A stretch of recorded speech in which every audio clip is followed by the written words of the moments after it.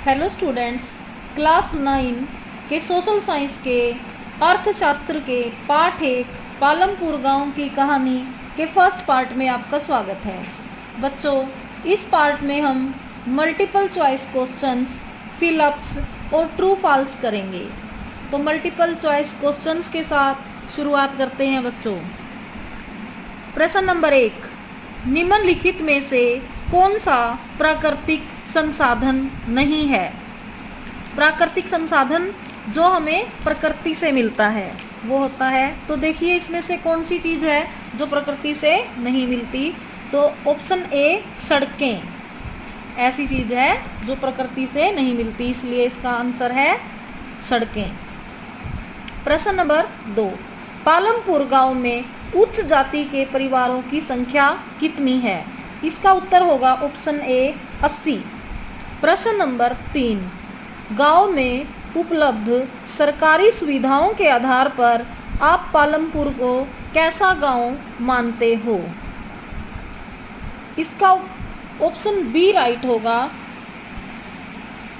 तो इसका आंसर है ऑप्शन बी, विकसित।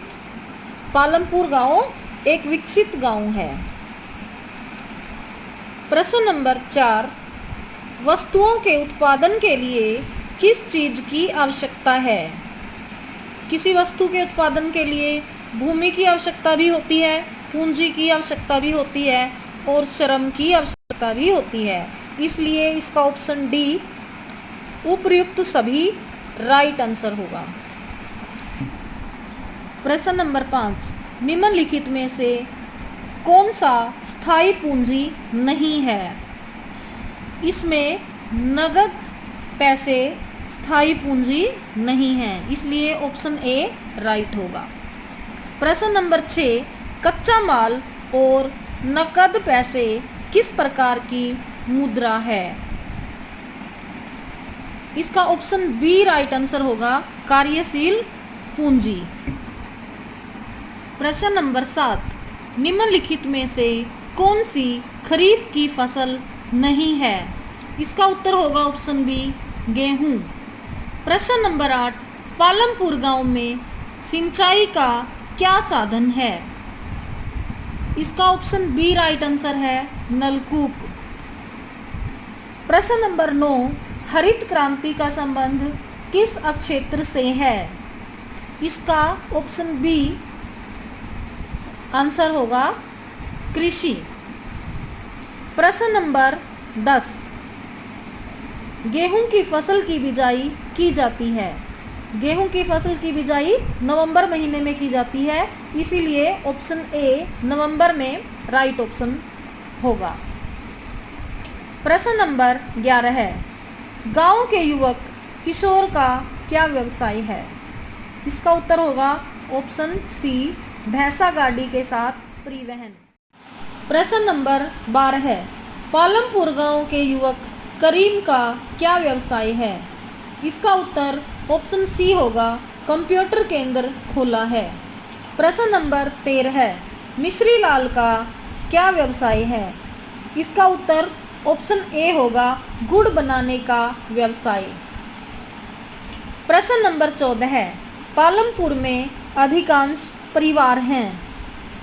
इसका उत्तर होगा ऑप्शन बी, किसान। पालमपुर के अधिकांश परिवार किसान हैं। प्रश्न नंबर 15 है, मिश्री लाल अपना गुड़ गांव में न बेचकर शाहपुर के व्यापारियों को क्यों बेचता है? इसका उत्तर होगा ऑप्शन बी, लाभ कमाने के लिए। प्रश्न नंबर 16 है, शाहपुर शहर के 2 व्यापारियों ने दूध संग्रहण और शीतलन केंद्र खोल रखा है, यह कहाँ स्थित है? इसका उत्तर होगा ऑप्शन ए, रायगंज। प्रश्न नंबर 17 है, पालमपुर में लोगों के पास उपलब्ध भूमि का विवरण डैश है। इसका आंसर होगा असमान। तो ऑप्शन बी राइट ऑप्शन होगा। प्रश्न नंबर 18 है, पंजाब और हरियाणा में किस राज्य से प्रवासी मजदूर सबसे अधिक आते हैं? ऑप्शन सी, राइट ऑप्शन होगा, तो इसका उत्तर होगा बिहार। प्रश्न नंबर 19, पालमपुर गांव में रहने वाले डाला और रामकली की आर्थिक स्थिति कैसी है? इसका उत्तर होगा ऑप्शन सी, गरीब खेतीहर श्रमिक हैं। प्रश्न नंबर 20, किशोर की स्थायी पूंजी क्या है? इसका उत्तर होगा ऑप्शन डी, भैंस और भैंसा गाड़ी। प्रश्न नंबर 21, कार्यशील पूंजी क्या है? ऑप्शन सी, इसका उत्तर होगा कच्चा माल और नकद पैसे। प्रश्न नंबर 22, स्थायी पूंजी क्या है? इसका उत्तर होगा ऑप्शन बी, भवन। प्रश्न नंबर 23, निम्नलिखित में से कौन सा उत्पादन का साधन नहीं है? इसका उत्तर होगा ऑप्शन सी, शुद्ध वायु। ये उत्पादन का साधन नहीं है। प्रश्न नंबर 24, पालमपुर में निम्नलिखित में से कौन सी सेवा नहीं है? ऑप्शन सी, इसका आंसर होगा रेल लाइन की सुविधा। प्रश्न नंबर 25, पालमपुर के लोग ज्वार बाजरा और गेहूं के अतिरिक्त एक अन्य तीसरी फसल का उत्पादन कर रहे हैं। वो कौन सी फसल है? आलू। तो इसलिए इसका आंसर होगा ऑप्शन सी, आलू। प्रश्न नंबर 26, निम्नलिखित में से सिंचाई का कौन सा प्राकृतिक स्रोत है? इसका उत्तर होगा ऑप्शन डी, वर्षा। प्रश्न नंबर 27, वे श्रमिक जो गांव और खेतीहर मजदूरों के रूप में काम करने को तैयार हैं, या तो भूमिहीन परिवारों से हैं या डैश परिवारों से हैं। इसका उत्तर होगा ऑप्शन सी, दलित। प्रश्न नंबर 28, गांव के छोटे किसानों को पूंजी की व्यवस्था करने के लिए डैश से ऊंची ब्याज दरों पर ऋण लेना पड़ता है। छोटे किसानों को किससे ऋण लेना पड़ता है? बड़े जमींदारों और साहूकारों से। इसलिए ऑप्शन सी राइट है और यही इसका उत्तर होगा। प्रश्न नंबर 29, पालमपुर में कितने हाई स्कूल हैं? इसका उत्तर होगा ऑप्शन ए, 1। प्रश्न नंबर 30, पालमपुर के लोगों का मुख्य व्यवसाय क्या है? पालमपुर के लोगों का मुख्य व्यवसाय कृषि है, इसलिए इसका उत्तर होगा ऑप्शन सी, कृषि। प्रश्न नंबर 31, उत्पादन के कारक क्या हैं? अथवा उत्पादन के लिए जरूरी स्रोत कौन से हैं? बच्चों, उत्पादन के लिए भूमि जरूरी होती है, मजदूर भी जरूरी होते हैं, भौतिक व मानव पूंजी भी जरूरी होती है। इसलिए ये तीनों ही ऑप्शन सही हैं, तो ऑप्शन डी, उपरोक्त सभी राइट होगा। प्रश्न नंबर 32, HYV बीजों के प्रयोग से गेहूं का उत्पादन डैश बढ़ गया। इसका ऑप्शन बी राइट होगा, 1300 किलोग्राम प्रति हेक्टेयर से बढ़कर 3200 किलोग्राम प्रति हेक्टेयर हो गया, यानी कि 1900 किलोग्राम प्रति हेक्टेयर उत्पादन बढ़ गया। 3। प्रश्न नंबर 33, भारत में हरित क्रांति कब आई? ऑप्शन सी राइट ऑप्शन होगा 1960 के दशक के उत्तरार्ध में। प्रश्न नंबर 34, पालमपुर के कितने प्रतिशत लोग अपनी आजीविका के लिए कृषि पर निर्भर हैं? ऑप्शन ए राइट होगा 75%। प्रश्न नंबर 35, बरसात के मौसम में पालमपुर में कौन सी फसल उगाई जाती है? ऑप्शन बी राइट होगा, बरसात के मौसम में पालमपुर में ज्वार व बाजरा उगाया जाता है। प्रश्न नंबर 36, 1970 के मध्य तक पालमपुर का सारा डैश कृषि क्षेत्र सिंचाई के अंतर्गत आ गया। ऑप्शन बी राइट ऑप्शन होगा 200 हेक्टेयर। प्रश्न नंबर 37, भारत में कौन से राज्य में रासायनिक खाद का सबसे अधिक प्रयोग किया जाता है? इसका उत्तर होगा ऑप्शन ए पंजाब। प्रश्न नंबर 38, निम्नलिखित में से कौन सी गैर कृषि क्रिया नहीं है? इसका उत्तर होगा ऑप्शन डी खेतों में काम करना। प्रश्न नंबर 39, निम्नलिखित में से कौन स्थायी पूंजी के अंतर्गत नहीं आता? इसका उत्तर होगा ऑप्शन बी नकद राशि। तो बच्चों ये थे मल्टीपल चॉइस क्वेश्चंस। अब हम